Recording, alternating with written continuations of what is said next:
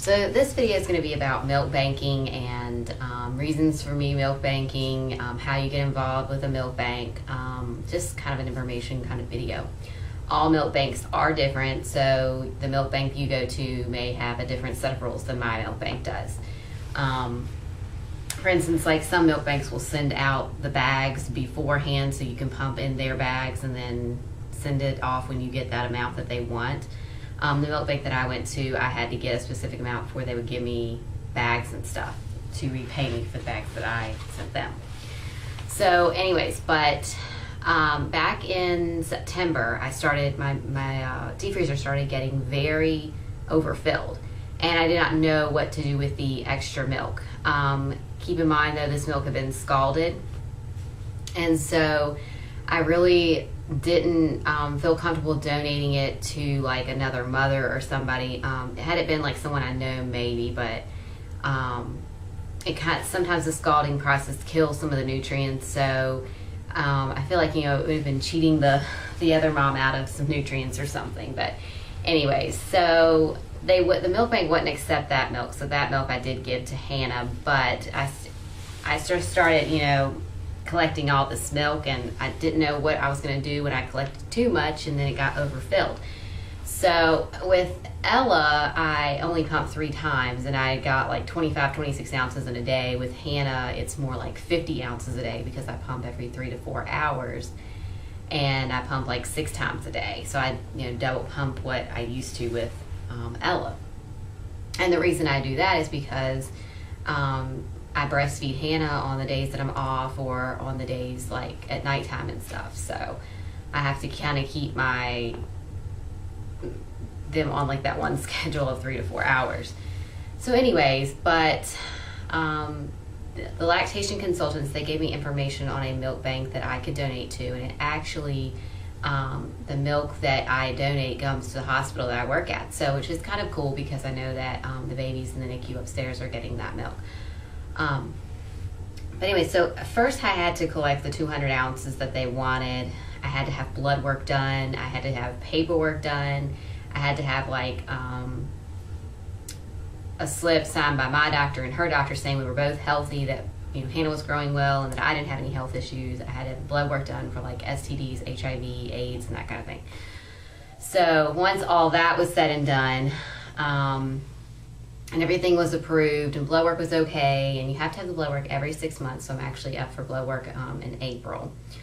Then they will send you a cooler, and you have to have 200 ounces because when you have the 200 ounces up in the cooler, then it will not like defrost before it gets to the milk bank. So the more you have, the better, and you want to make it so the pickup time is like 6 or 7 o'clock at night so that it's not en route for very long.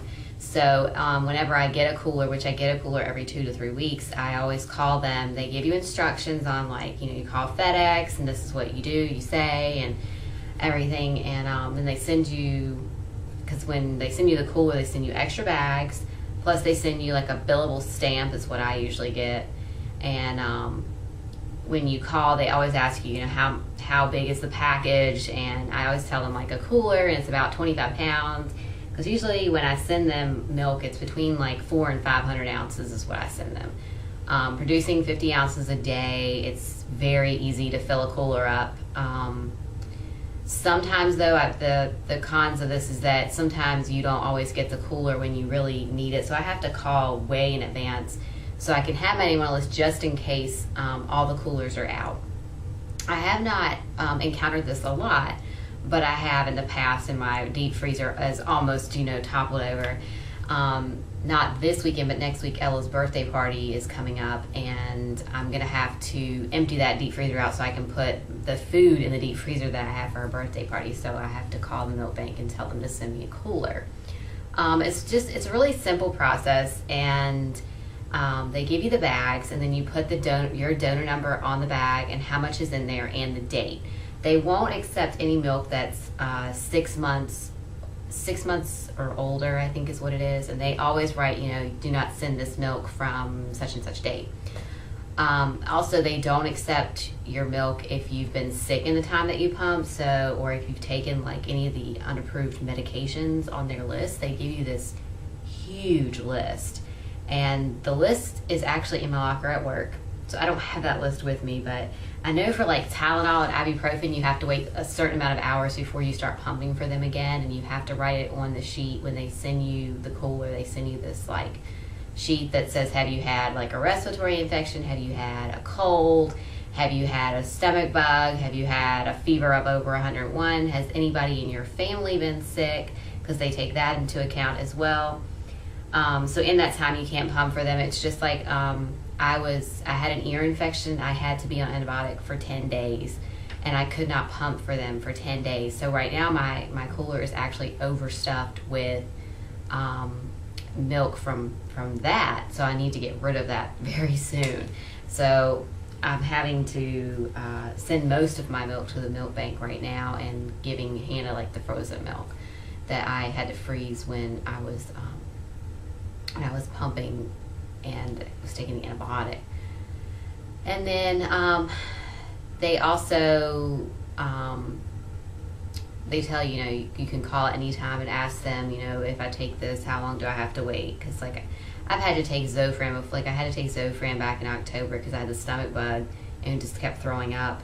And I had to wait, I think it was like 24 hours before I could pump for them again, plus the time that, to recover and get over the stomach bug. Because they do test the milk for bacteria, and if it's got bacteria in it, they don't use it, of course.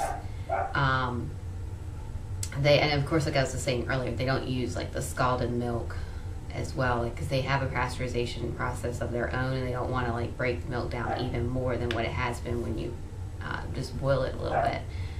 I have like been looking into like I've seen like posts about women who need milk and that kind of thing, but I don't know if their babies would take my milk because it does have the extra lipase, and yes, I could scald it, but it kind of does break down the milk a little bit, and I don't know like if they would be okay with that. I've never really checked into it, so I've just always done the milk bank, and I love donating. It's very rewarding because you know that it's going to teeny tiny little babies. From what I've heard, the milk that you donate, it goes to babies that are less than like, the insurance companies will pay for it up to like 3 pounds and some odd ounces, like 3 pounds and 5 or 6 ounces or something like that. I'm not exactly sure on that, but it's 3 pounds some odd ounces. And then after that, if they want to continue getting donor milk, they have to pay for it, unless it's like a medical reason that they need it. So, but most of the time, the milk banks are short of milk because they are giving that milk to the little teeny tiny babies that are like born at 24 or 25 weeks. And they're so tiny. So they have a high demand for breast milk. So usually, I'm pretty sure the milk doesn't get sold. It's more or less used for those little babies. I'm not sure on that. Don't quote me on that. But that's just what I've heard and what the milk bank has told me. And let's see, what else? If you guys have any questions for me about milk banking, just let me know. But that is how I got started, and that's what I do.